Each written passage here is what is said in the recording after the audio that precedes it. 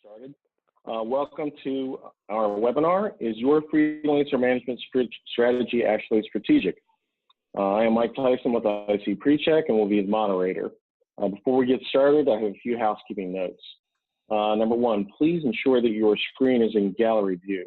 You may see a speaker view in the upper right corner of your webinar control panel. Please touch it and place it in gallery view. Next, at the end of the presentation, there will be a Q&A session. We will answer as many questions as possible in the time left in the session. You can submit your questions during the webinar using the Q&A button on the webinar controls at the bottom of your screen.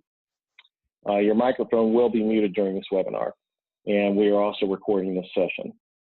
The topic today is management strategies for the contingent workforce, and the speakers for the webinar are Andrew Carpy, the Research Director for Services and Labor Procurement for Spend Matters. Spend Matters is a leading source for procurement solutions, intelligence, and produces Solution Map, a ranking system for evaluating solutions. Based on equal parts customer input and Spend Matters analyst scoring, Solution Map benchmarks reflect differential organizational needs using buyer personas, making the rankings both timely and relevant to aid in selecting your best fit procurement technology provider. Next, we have Mark Zischoltz, partner with Baker Hostetler. Mark specializes in contingent labor staffing, employment law, contracts, and general counsel services. Baker Hostetler is one of the nation's largest law firms with over 940 lawyers and 14 offices coast to coast. They have 5 core practice groups: litigation, business, employment, intellectual property, and tax. Baker Hostetler has several large specialty practices, including antitrust, bankruptcy, healthcare, energy, middle market mergers and acquisitions, complex commercial litigation, data privacy and security, and patent prosecution and international tax. Next, we have Gus Ide, the Vice President of Business Development for Precision Global Consulting, or PGC. PGC is a US-based workforce management consultancy and technology platform. They manage talent and employ full-time and contract workers across the US and Canada. The main headquarters is in New York with offices in London, San Francisco, and Toronto. PGC's custom technology, known as Precision, will ensure efficient management of payroll, taxes, insurance, benefits, contracts, compliance, and day-to-day HR issues. PGC has a broad range of experience ranging from IT and finance to arts and entertainment to pharmaceutical and oil and gas. And finally, we have Michael Matherly, co-founder and chief compliance officer of IC PreCheck. IC PreCheck is a full-service IC compliance and agent of record service provider that focuses on the freelancer side of the classification equation, as well as pre-vetting of client-side engagements. IC PreCheck believes that your best freelance talent are the ones who are properly classified and happy with their compliance experience. And with that, I will hand off to Andrew Carpy. Take it away, Andrew. Hey, thank you, Mike. And hello, everyone. I'm pleased to be launching and moderating this discussion of today's topic: Is your freelancer management strategy actually strategic? It's a topic that has been near and dear to my heart over the past 7 years, and one that seems to be increasingly important for businesses that are facing talent shortages and need to be more agile. Enterprise contingent workforce managers have tended to be very conservative about using freelancers due to compliance risks and inadequate governance and management processes and tools. So the big question is there openness among enterprise managers to using freelancers versus only relying on conventional staffing channels? Slide, please. Thank you.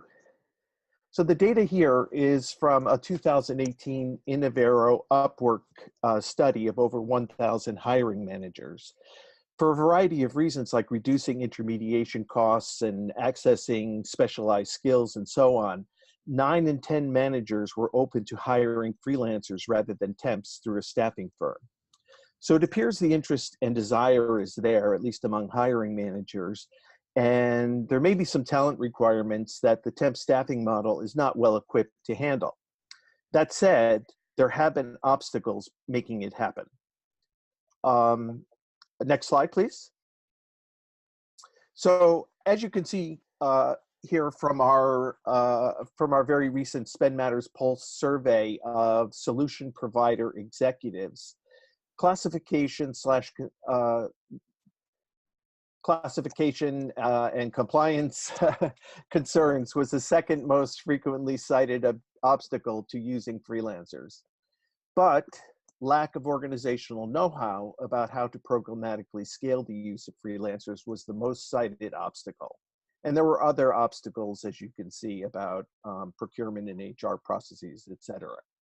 Now, worker classification, or the risk of IC misclassification, dealing that is critical, and it's a real risk. However, when done effectively, it becomes just one, albeit important, part of the overall direct sourcing, engagement, and governance model. While legal compliance screening is essential to overall direct sourcing program success, many companies try to navigate the misclassification jungle themselves, get overwhelmed by it, and thus fall short of the end goal of establishing comprehensive freelancer engagement processes and tools. These are the processes and tools that would allow hiring managers to use freelancers when other contingent labor channels aren't adequate or desirable. In the status quo, most companies have not developed effective freelancer channel strategies.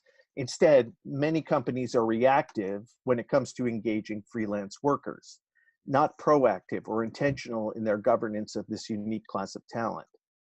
This not only exposes companies to unnecessary misclassification risk and waste in the form of higher bill rates, but also limits their ready access to and effective management of the largest segment of contingent talent in today's workforce. This leads us back to the question, is your freelancer management strategy actually strategic? But being strategic about the use of freelancers and having the comprehensive solution required to actually use freelancers at scale requires solving the problem of freelancer compliance in order to develop a more complete solution and a comprehensive and real solution to enable freelancer sourcing, utilization, and management across the enterprise. So now we'll get started with the discussion of what's happening in the ever dangerous area of legal compliance, and then we will proceed with a discussion of what a more comprehensive freelancer management strategy might be. So, Mark, hello, and what's the latest on the legal front regarding worker classification within the freelance space? Is it all bad news? No, I don't think it's all bad news. I think we have trends that are going in different directions, oddly enough. And the big change, at least from my part, because I represent really all gamuts from freelancers to enterprise clients and kind of indirect service providers in between. But we have the advent of the ABC test. And for those of you familiar with the ABC test, quite simply put, it is the most onerous test to pass. It is very difficult to be classified as a bona fide independent contractor in any state that applies the ABC test.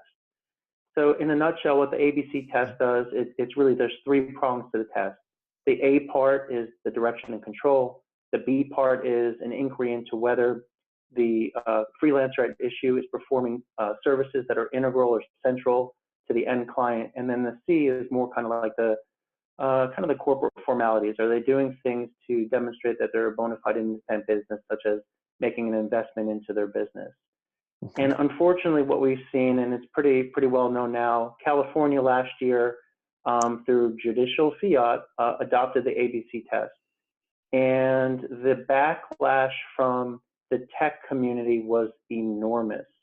And in fact, every major tech company that you can think of, for the most part, got together and wrote a letter to their friendly legislators in California, hoping to effectuate some change, i.e. to move away from the ABC test. Mm-hmm. Currently, we have 4 states that are actively applying the ABC test to wage and hour laws, which is the big thing. For example, they will apply the ABC test to determine whether somebody is correctly classified as a contractor for overtime purposes. Washington State is actively considering it, and I saw kind of the list of states that were considering it, and it's a little bit frightening in that sense because it is the antithesis of what our underlying economy is actually moving towards. So that's why if you see here in the bottom of the slide here, I talk about the B factor conundrum. The B factor is really the factor that gives freelancers that are working for tech companies the biggest headache by far. And what it's saying is, if you're an independent contractor that is performing services that are central or integral to the business, well, then you can't, by law, be considered a bona fide independent contractor, i.e. you must be categorized as an employee. Now that's bad news for kind of this antiquated approach for looking at it. And so when I dug in and I did some research, and in fact, Michael and I did some research on, well, what does the B factor really mean? And in a nutshell, what we've discovered by looking at all of the various states that have adopted the ABC test for purposes of determining whether a worker is eligible for unemployment compensation, what we found out is that if a company is advertising the service, then for the most part, the judges and the courts will look at it and say, yes, that's likely an integral part of the business. And if the independent contractor or freelancer is doing that work, then they're likely misclassified. For me, and for kind of the way that I think about things and the way that I see the economy move, because I spend so much time in the freelancer community and with tech companies, that is so antiquated to me. It's a bad development. And frankly speaking, I think it's a matter of time, although not in the short term, but over the long term, where those laws will be changed through legislative action, thereby requiring courts to follow it. Let me take the flip side real quick. The better, which is on the right side of your slide. I was very encouraged recently. There was a case decided by the National Labor Relations Board, which has governance over essentially probably every company that's listening in to this webinar today. And what they did is they held that some rideshare drivers out in the Dallas-Fort Worth area were indeed bona fide independent contractors. And in so doing, overturned, or I should maybe say just ignored, the Obama era rules that essentially said that everybody was presumed to be an employee and you had to prove you were an independent contractor. What I really liked about the case is they placed a renewed and heavy emphasis on those types of activities that freelancers / independent contractors engage in that pose risk to themselves. So let me give you one, let's take it from the abstract to the concrete. So one of the facts cited by the court in the Super Shuttle case was that these drivers either had to lease the truck or they purchased the truck in order to perform their activities, i.e. ride sharing, picking up people, dropping them off. And so that was an investment in their business. Under the Obama era rules, that factor would not have been given much weight. And so there was a departure. I think it's the right departure. I think it's in alignment with the modern day realities of what the workforce means. And I'm glad that they made that decision. But there's something else that I thought that was really important that I picked up in that case.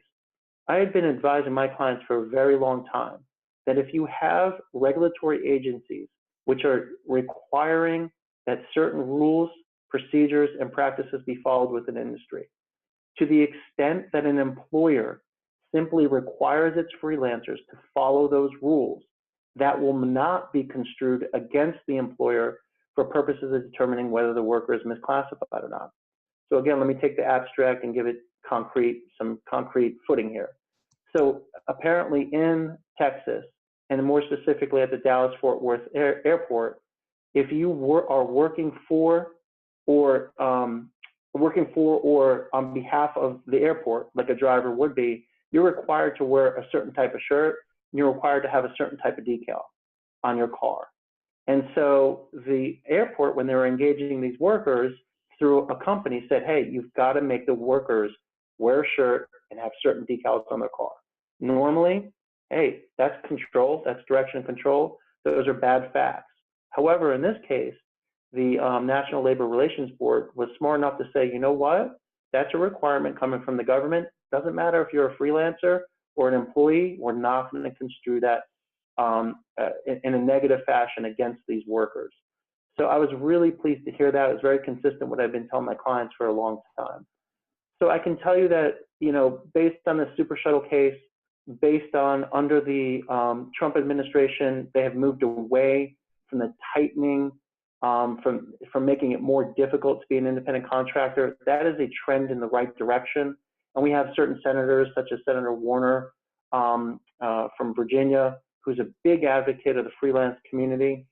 And, you know, hopefully this trend that we're seeing from the NLRB now, or hopefully it's a trend, and the Department of Labor is going to counteract what I'm seeing in the states on the ABC side, ABC test side, and hopefully we can get to a place where as we continue to educate, as the economy continues to move in the direction that we're moving, you know, for God's sakes, we're going to have cars driving us around with no drivers in them, you know, probably within the next decade.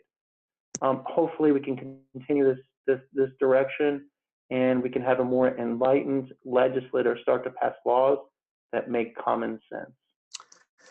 Yeah, great, Mark. I'm not necessarily hopeful about enlightened, but some progress will be great. But in the meantime, I suppose you know, all of these issues and concerns and all this complexity is here to stay. So for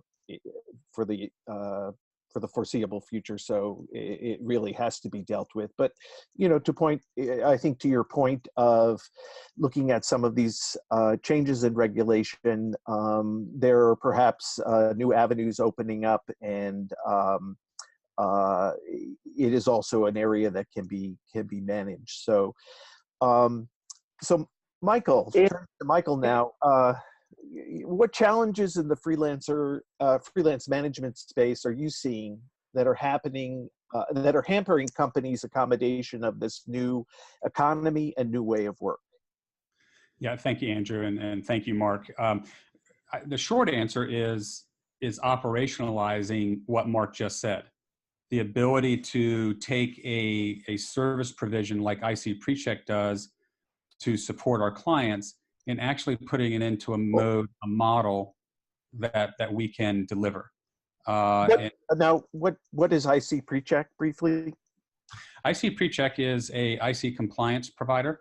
We screen freelancers to determine right up front whether they are independent contractors, they meet the criteria for which Mark has been speaking about, or whether they need to be classified as a W-2 contractor. Great. That's the work we do. So operationalizing what Mark just said and all the laws and rules is really where we find the greatest struggle, and why you know, we work so closely with our legal counsel. Yeah, and Mike, I just want to say something real quick. There is a bill that's been pending at the federal government since 2011, and it's got various levels of traction with it.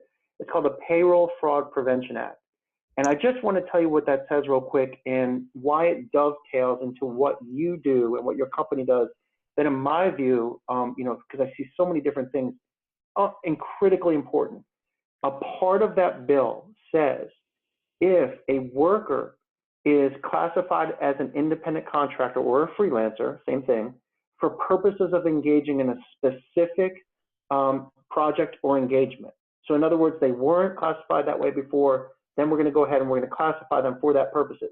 The law says that the presumption is they're automatically misclassified.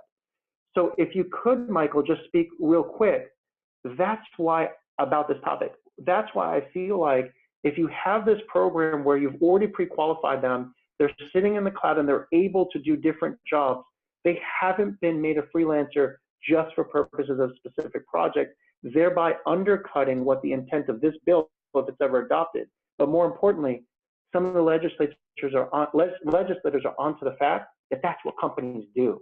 And that's what this bill was designed to help them with.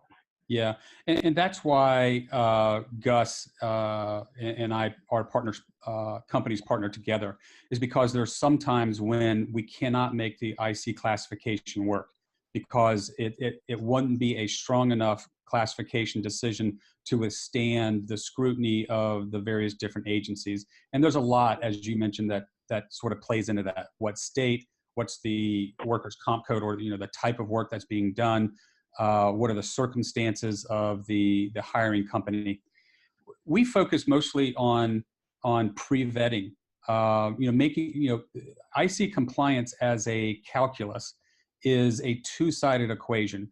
On one side, you've got the contractor himself or herself, and on the other side, you've got the engagement, the client side, where how the host organization manages that contractor matters. The kind of contract that you put in between the two contractors, that matters. The kind of work they're doing, the kind of work that the company does, all that matters. And it's not anything that's stable or static. But again, I think that we come into this webinar really focused on strategy for a solution. And we look at IC screening as that big shiny object. And that's why we put, our industry analysts and our lawyer up front, because that's what a lot of people want to hear about. They want to hear what's going on, what are the challenges. But Gus and I, PGC and IC PreCheck, we really focus on making sure that both pathways are open for our clients, because you can't really be strategic if you bring some resources into your program for which you have to wave bye-bye. We want to make sure that you actually have a pathway for IC, and certainly have a pathway for W-2, and make sure that it works smoothly for you in both directions. Yes, Andrew.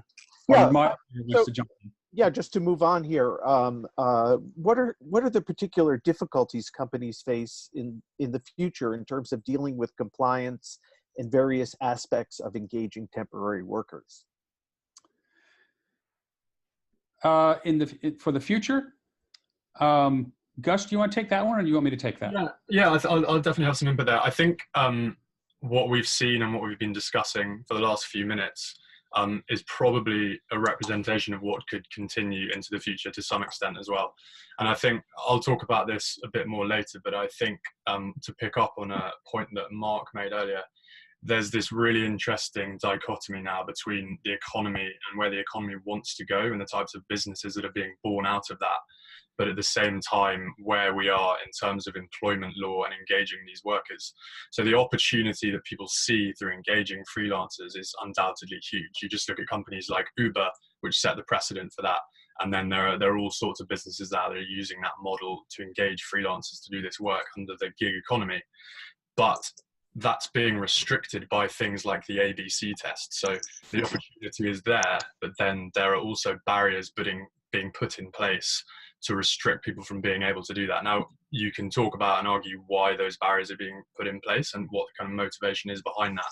But I think talking about the future, I think at some point we're going to have to see a shift in the way that these things are being addressed and how they're being managed. At the moment, we're still applying old legislation and outdated ways of thinking to a completely new economy and a new way of working and a new way of thinking. I think at some point, this patchwork solution that is kind of being put together, it will have to be addressed, and actually laws will have to change ultimately to accommodate that and to make that dichotomy, like I said, less significant and less troublesome to work with. Right. So Gus, your company, PGC and Compliance Solutions, I guess IC PreCheck, have formed a new partnership to meet client needs in the direct sourcing and freelance management space. What was the driving force behind the partnership, and how will your collective support of clients be different from traditional providers in the space? Yeah, thanks, Andrew. I'll answer those separately if I can. So I think a lot of what we've been talking about for the last few minutes feeds really nicely into why this solution has come about. And just to give you a bit of background on PGC, so we're a fully W-2 focused business most of the time. So we built around this idea of being an employer of record, and we go into client sites and help them with the classification, onboarding, and ongoing management of their workforce. Now, more and more over the last few months or over the last few years, this situation has been coming about where people want to make use of contractors, but the legislation that's in place has made it very difficult for them to do that. So again, see the familiarities with what I was just mentioning before. So we've got this drive in the way, this drive and change in the way that people want to work, and probably an increased mindfulness of the way that freelancer engagements are managed and how the onboarding works. Now, that's perhaps traditionally always been an internal HR focused process. So you've had an internal HR team who will go through all these processes, onboard people, pay them. Now, again, to go back to the things that have changed in the last few years, that's no longer it's no longer a simple process where you can just onboard someone. You don't have to worry too much about classification. The ongoing management isn't as tricky as it used to be. I think all of these things have been leading to a point where people are now saying, why would I want to take on that risk internally? Why do I want all that extra administrative burden? Potentially even, why do I want the extra financial risk of doing this? So a lot of the solution that we've come up with is born out of those issues.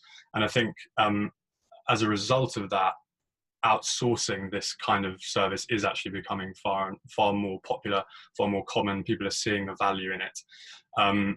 I think, the slides that you shared at the beginning, Andrew, with outsourcing and the difficulties that people have and why they're turning to solutions to help them manage employees, I think that speaks volumes for the reason behind this partnership and why we're building it.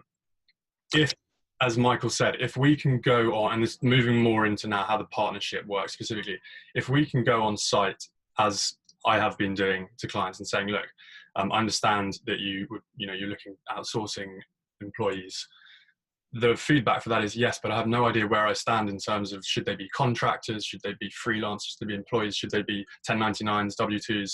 Now, by taking two companies here, one of which is 100% being built on the idea of managing, onboarding W2s, partnering that with a company that's exactly the same but for 1099s, I think that's a very powerful combination of things to have. So now we can go into client sites, and all of this risk and worry that they have, we can just alleviate immediately. They're no longer having to worry about, how do I know whether they are classified as this, or how am I going to take on the risk of classifying them? So Gus,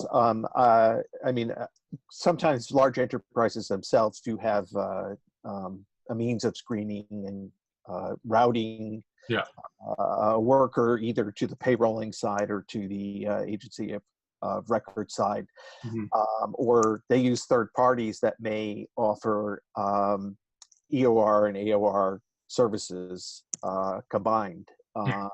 So what's different about what's going on with this partnership? Yeah, I think that there's a few things.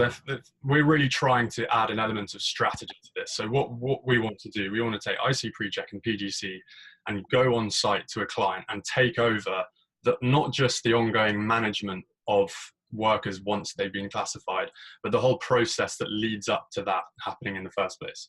So we will go on site and we will assess our client's workforce and provide guidance on, well, if it's obvious straight off the bat that they should be in one pool or another, we can kind of provide consultancy and advice on that.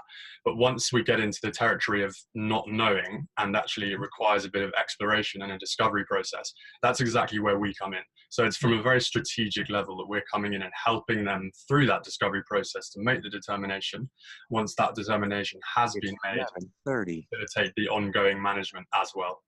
And and we'll talk about this a bit later. I think, Michael, this is something you'll talk about, but that conflict-free routing with the initial point of entry, so we can go in as a partnership, be having one conversation with the client, and then have conflict-free routing to an extremely efficient W2 solution or an extremely efficient 1099 solution, all whilst the client knows that it's fully compliant and being managed on the back end.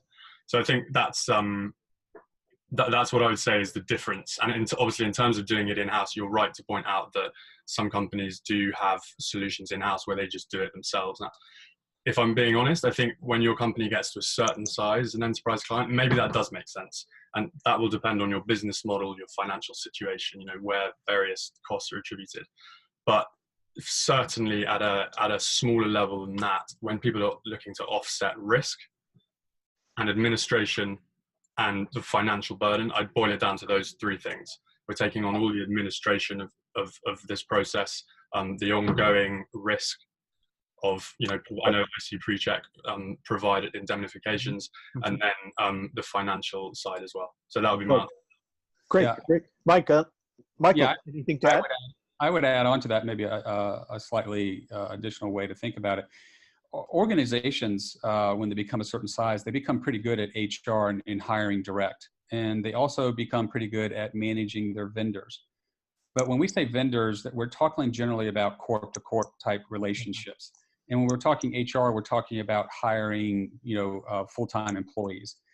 When you talk about freelancers, they come right in between those two functions within most organizations. And from a hiring a W-2 contractor is not the same thing as a direct hire, and hiring an IC, an independent contractor, is not the same thing as hiring a corp-to-corp vendor. So one, I don't think a lot of organizations have really honed those skills enough to do it themselves.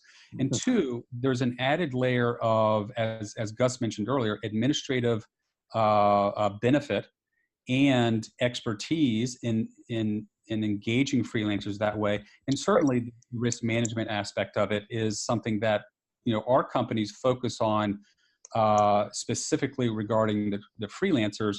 Whereas, again, I don't think the host organizations have necessarily been given that charter, and we don't see that set up as a function like HR and supplier management. We don't see a freelancer management function in organizations. So outsourcing still continues to be probably the best way to go at this point. Right. So it's 2019. We're well into the 21st century. It seems like we should bring up technology. How does this new partnership leverage technology to deliver the services you're discussing, and what technological challenges have you both faced with designing and forming this solution? Gus, I'll take the first part if you want to take the second part. Sure. Yeah, sounds good. So the technologies that we form to work together are really separate in supporting specific functions.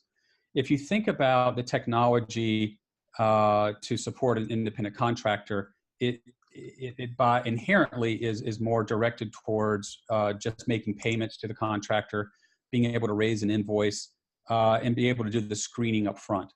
It's pretty straightforward, except for the complexity of the decisioning and the classification. On the payroll side, on the employer record side, payroll in and of itself is a complex maneuver, and you need special technology. The key for us is that there's a common entry point where the worker is brought in for screening. It's a good experience. We obtain and gather the information that we need to make the determination. And then, very importantly, and part of our strategy of working together, is it gets routed down the right channel almost seamlessly as a W-2 contractor or as an IC. Right. Yeah, absolutely. I think just to pick up on two things. Firstly, that common point of entry, I think, is really important. When we're talking to clients and we're working with different partners, the experience that they go through in order to end up with this result that we believe is a great solution, it has to be smooth sailing the whole way. So I'd go back to the strategic part where we actually act as a consulting service as well. So we're not just going in and expecting them to be able to onboard people on 1099 and onboard people on W-2. Part of the real value add that we're bringing here is going through that with them and actually providing the guidance. So that common point of entry, I think, was to answer the second part of your question, was a challenge to begin with, because we needed to come together to a place where the client could be experiencing one thing and then end up with potentially one or two solutions. I think the other really important thing, and this comes up more and more certainly in my day-to-day, and I think in the wider industry, is the experience of workers and contractors themselves. This is becoming more and more important with internal sort of procurement services, as well as the enterprise clients when they're onboarding. The experience which we have to give employees, or rather their expectations, are getting higher and higher. It's also a reflection of our clients. So if our clients are onboarding their employees using our system, the experience that they have is a reflection of them. So we really were keen to build out the employee or the contractor experience as well as that common point of entry. Both challenging things to do, but I think both huge value adds at the end of the day. Right, right. Well, I don't know, Mark, anything to add, or Michael, to that at this point? Yeah, I think I can jump in just real quick. I have quick comments because what Gus was just talking about is incredibly important. Look, I've spent a career litigating, negotiating, working through these matters, everything from ops to the compliance to the legal side. I can tell you the number one most important factor by a long shot to resolve any potential conflict is your relationship with the freelancer and how that relationship works with the end client receiving the services. It is absolutely imperative and incredibly important the role that these two companies can play as an intermediary between the two. So for example, if there's a dispute over the deliverables, you now have a natural intermediary between the freelancer who wants to get paid and has done the work and the end client who may be dissatisfied with some portion or aspect of that work. So from my view, Gus, listen, I didn't know you were going to say that, but it's right on. That is what my experience teaches me. Great. And then also just one other quick question, quick comment. You know, since we're talking about strategy here, the IRS actually has intelligence when they look at returns, tax returns. They look at where you're getting your 1099s from, where your W-2s are coming from. And when you're receiving 1099s and W-2s from the same employer in the same calendar year, it's automatically a flag.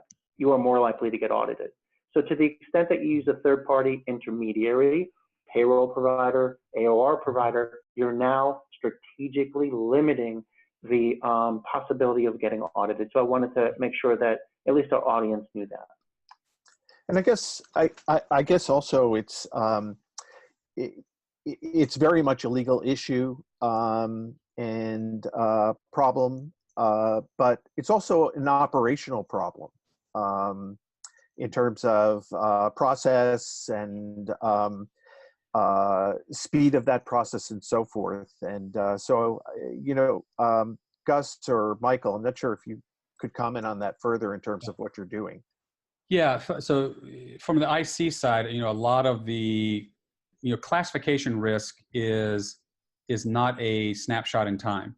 And we've adapted the approach to, you know, yes, you have to do the screening before the engagement starts to make the initial determination, but that's really when the game starts.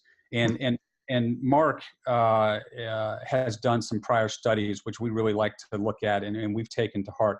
The largest contributor to the triggers for misclassification claims is actually coming from the contractors themselves.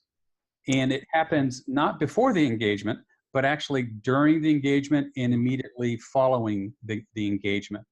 So we've used this information to develop a IC compliance and best practices training that allows us to manage the risk where we think the risk is most greatest and where it's most likely coming from by putting this training in place and managing and requiring all contractors in our programs to undergo that training and keep up with it.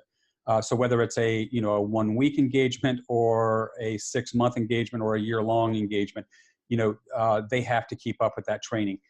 We believe that awareness on their side of their behaviors and in, you know, helping them not make mistakes and certainly reminding them that misclassification hurts them, the contractors as well, is a big part of our strategy and part of the service that we add. Michael, if I could real quick, 2 of the most common ways to build off what you're saying, workers' comp and unemployment comp.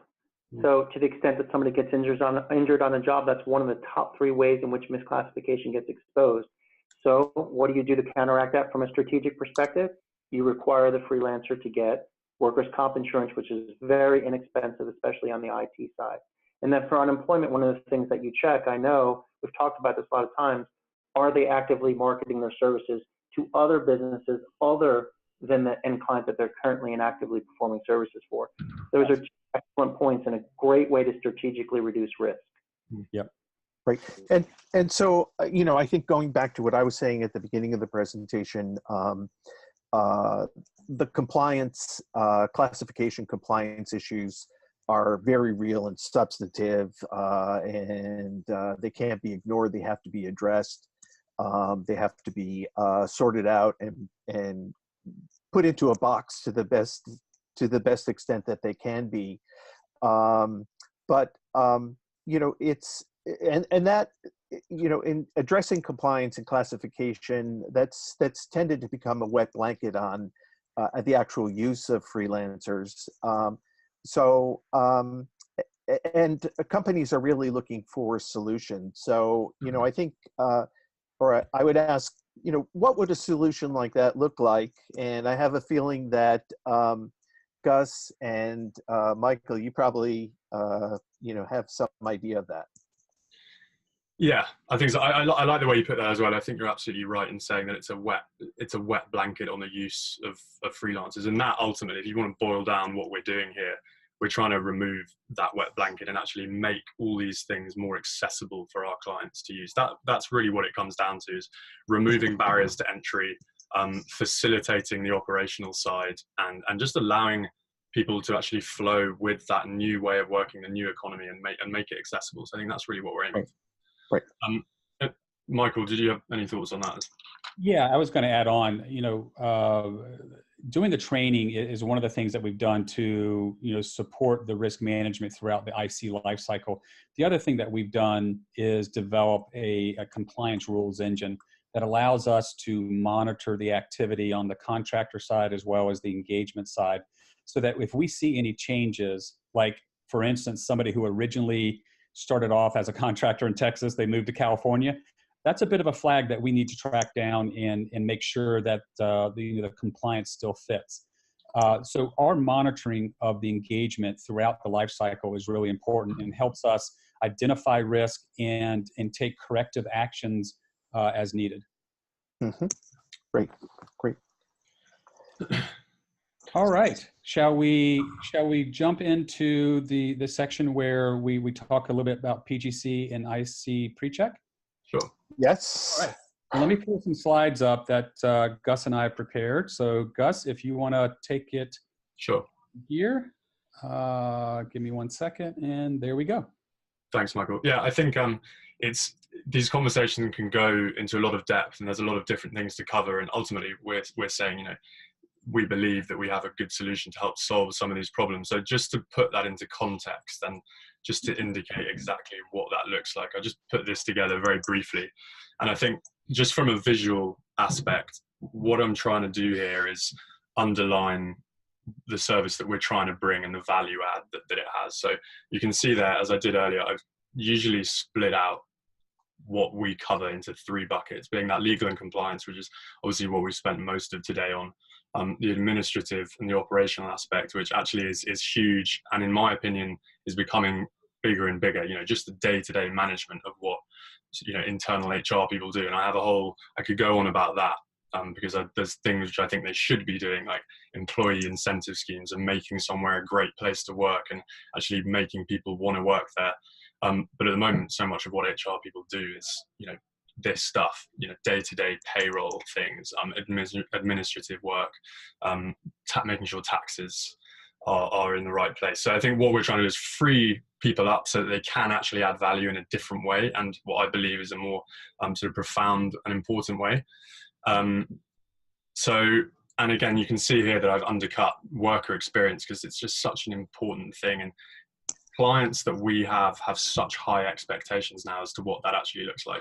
I think potentially, there might be different opinions in this. I think in the past, the emphasis has always just been on making sure the client experience is good and that everything's administratively in the right place and organized well.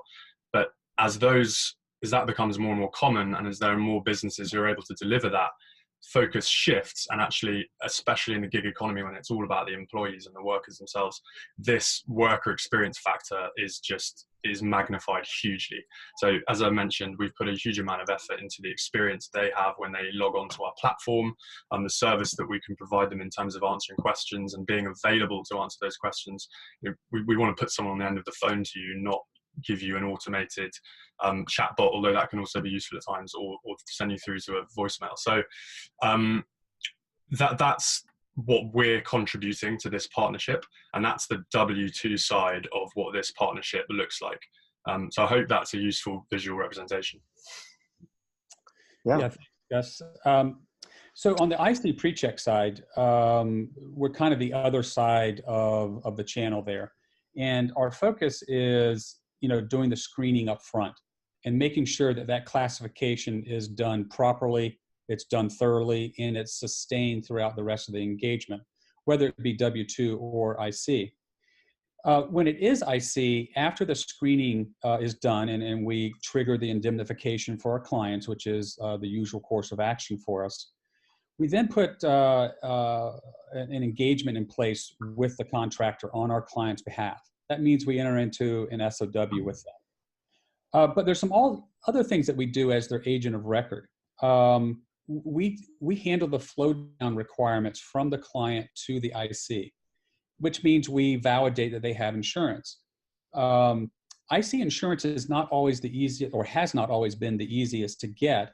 We've worked with a company called Bunker, who has developed a usage-based insurance product that is really ideal for ICs, because they only pay for the amount of insurance they use, and they do that in the form of a very small percentage of their pay. And that allows the client organizations to have their insurance requirements met, but it also allows the the independent contractors to protect themselves as well as the clients they're going to do work for. The other big part that we do as an agent of record is provide the payment. We aggregate all the invoices across the contractors, make it one invoice for our client to pay, and then we distribute all that payment to the contractors. And we have a payment platform that is really simple, easy to use. It's very flexible. It allows the contractors to have get paid at their bank account, their checking, their savings, onto a credit card or a debit card. Very flexible.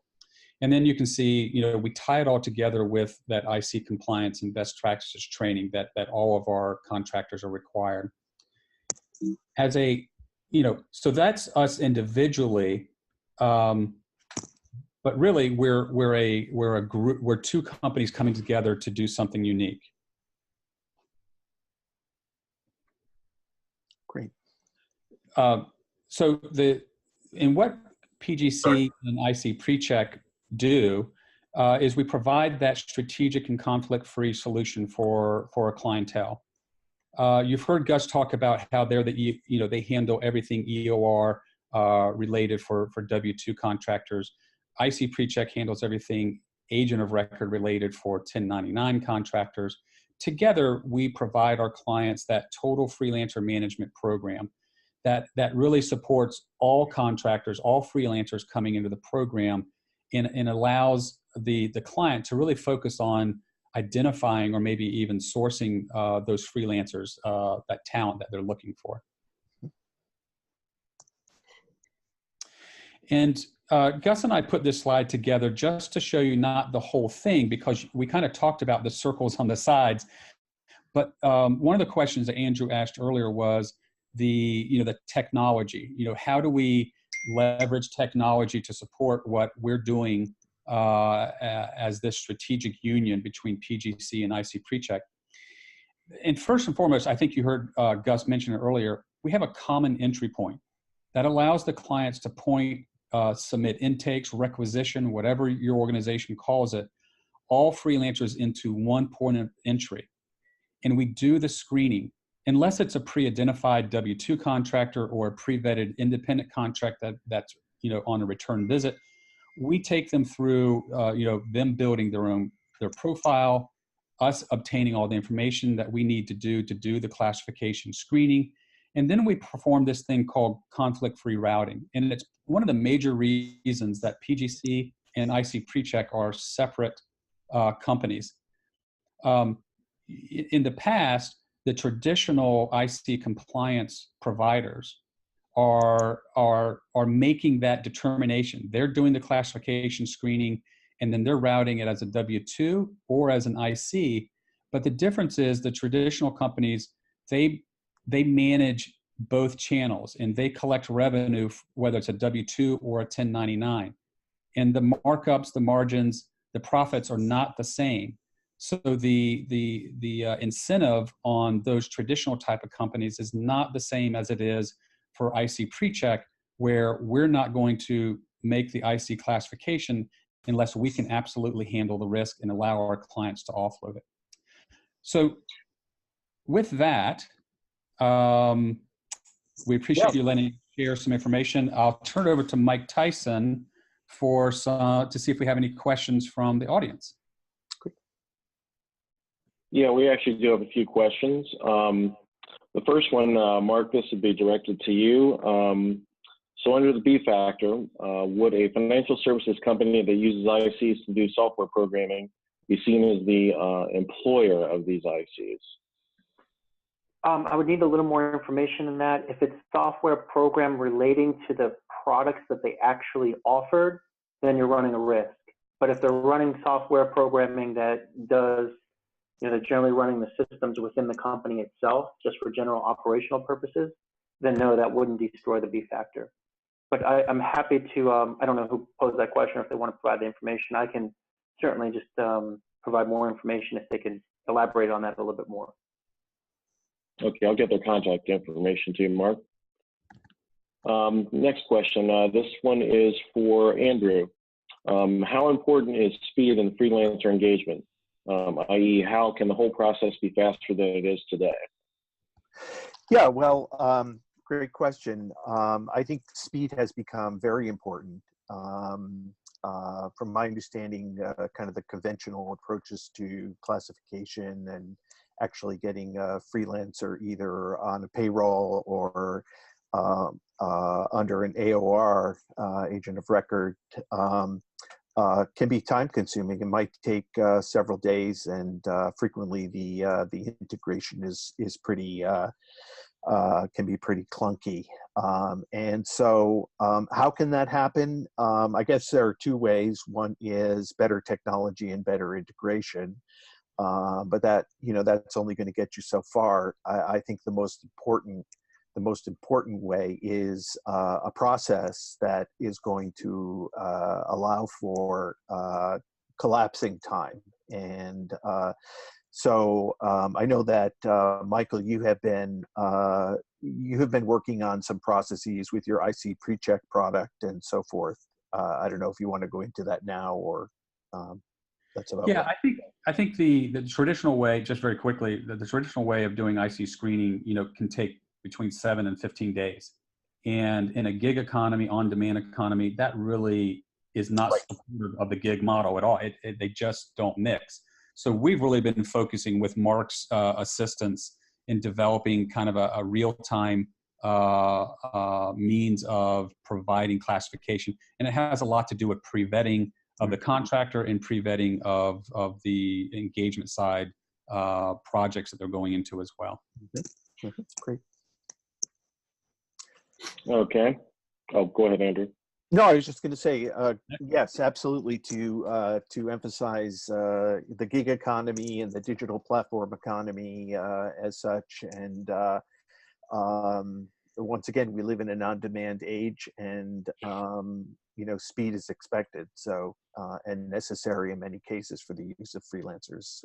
Speed, velocity, and freelancing often go together. So, I actually think if I can just add something very quickly to that as well, I think the demands of the gig economy combined with this classification process and risk of misclassification it can be very dangerous for clients who, for example, we work with a lot of clients who have project work, and they're expected to deliver that work on occasion on very short time frames.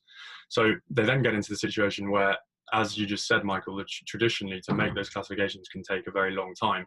So they have to make the decision, well, do we deliver for the client and potentially take the risk without fully understanding it and going through these processes? Or do we just not deliver to the client, or at least not deliver on time? So I think it's actually a very key point, having that time frame reduced to the extent that it is. We're actually allowing partners to deliver for their clients, but more importantly than just that, in a safe way.